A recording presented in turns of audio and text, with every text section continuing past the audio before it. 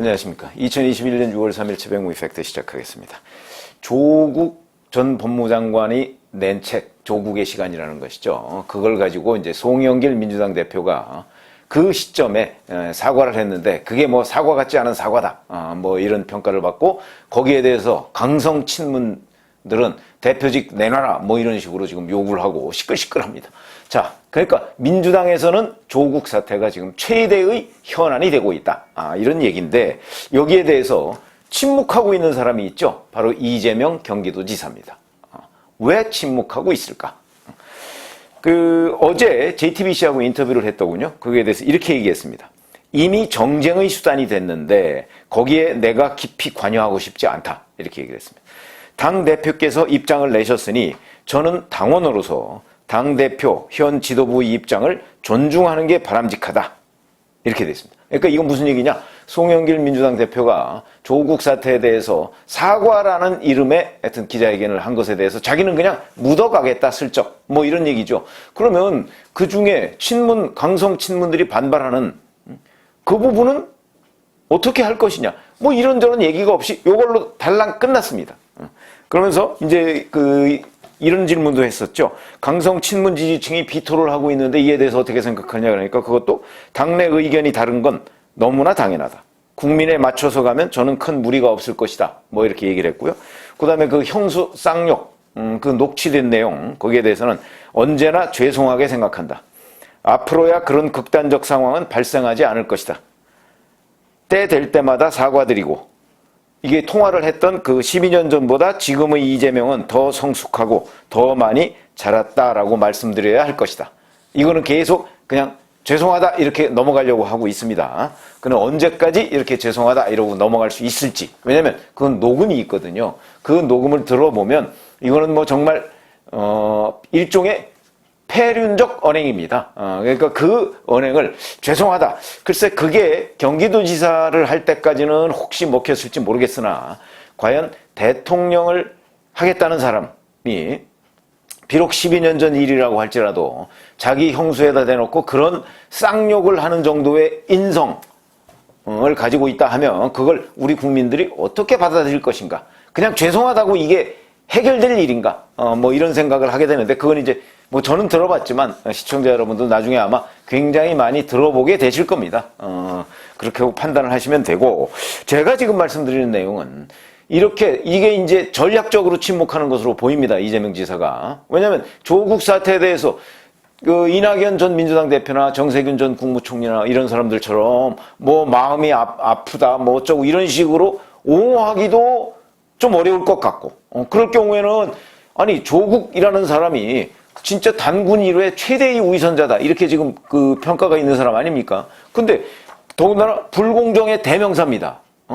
최근에 모든 이 셀럽들 중에서 불공정의 대명사가 조국인데 거기에 대해서 아무런 대선 주자라는 사람이 아무런 입장을 밝히지 않고 있다. 더군다나 자기가 그 대선 지지 기반으로 만들어 놓은 게 성공포럼입니다.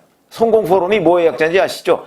성장과 공정을 위한 이걸 줄여서 성공이라고 하는데 공정을 위한 포럼을 만들기까지 한 사람이 우리나라 대표적인 불공정의 대명사 이 조국 사태에 대해서 침묵한다.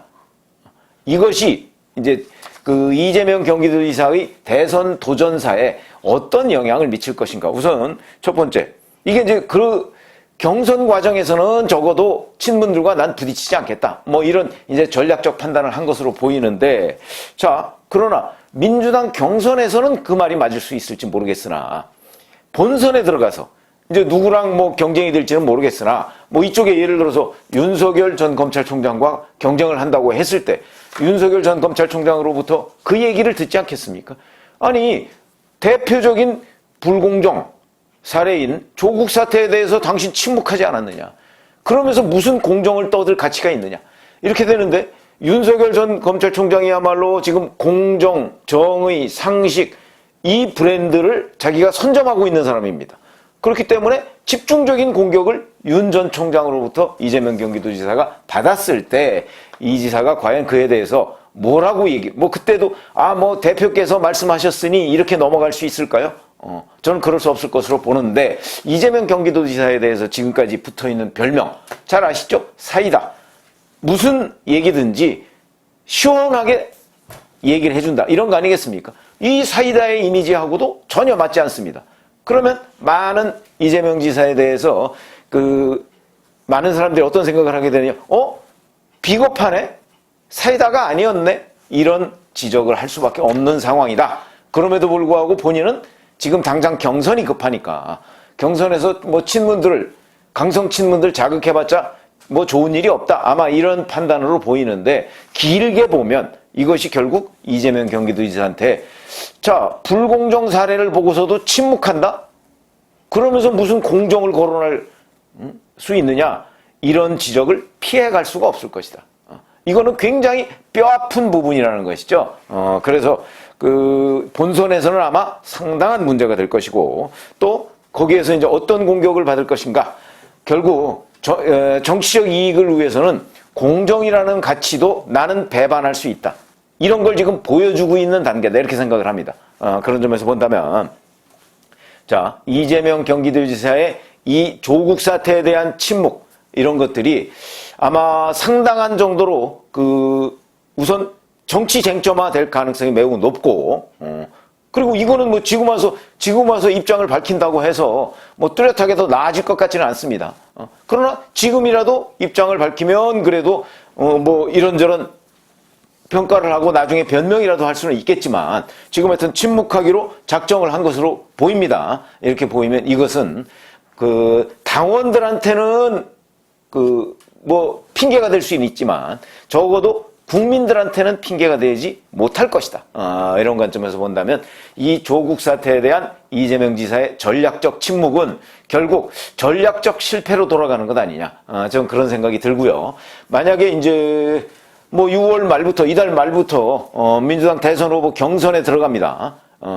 경선에 들어가면 그때 상대 그러니까 이낙연 민주당 대표나 전 민주당 대표나 정세균 전 국무총리나 이런 사람들로부터도 자 조국 사태에 대한 입장을 아마 질문을 받을 가능성이 매우 높습니다. 그 사람들은 이미 조국 사태에 대해서 얘기를 했지 않습니까? 뭐 마음이 아프다. 뭐 그다음에 뭐 이낙연 전 민주당 대표 같은 경우는 뭐 입시제도 탓을 했습니다.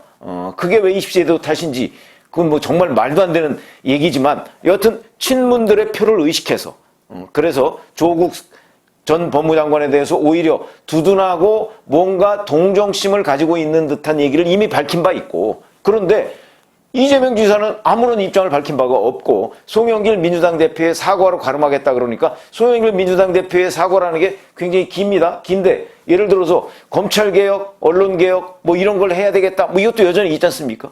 그러면 송영길 민주당 대표의 사과 중에서 어떤 부분을 자기 것으로 가름할 수 있느냐 하는 부분에 대한 질문을 이낙연, 정세균 두 당내 경쟁자로부터도 받을 수밖에 없고 그렇게 되면 뭔가 조국 사태에 대해서 입장을 내놓지 않을 수 없는 상황이 될 수도 있습니다.